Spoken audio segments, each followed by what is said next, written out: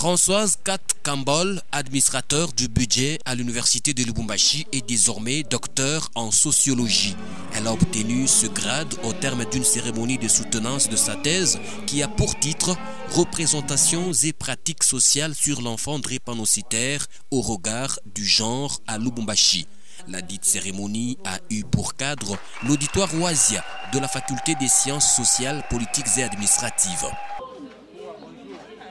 Dans cette dissertation doctorale, la candidate s'est penchée sur 3 paliers qui considèrent la drépanocytose comme une pathologie destructrice, libératrice et métier, en défendant la thèse relative à la corresponsabilité interactionnelle qui met en relief les acteurs intervenant dans la prise en charge de l'enfant drépanocytaire. Dans son exposé, Françoise Kat Kambol a insisté sur la synergie d'action pour une meilleure prise en charge du drépanocytaire afin de faciliter son intégration dans la communauté.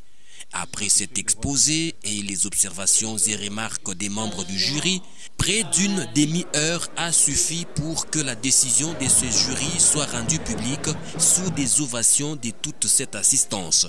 Madame, le chef de travaux Kat Kambol Françoise a réussi avec la mention grande.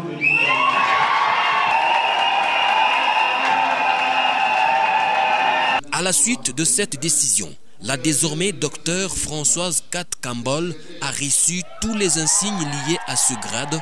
Pour elle, cette étude est une sensibilisation à la communauté de prendre conscience de l'existence de cette anomalie génétique qui est la drépanocytose, car elle peut être évitée.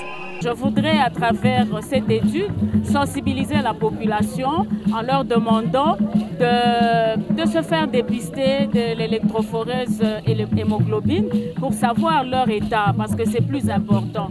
Aux parents aussi, je demande à ceux qu'ils le fassent, à tous les enfants.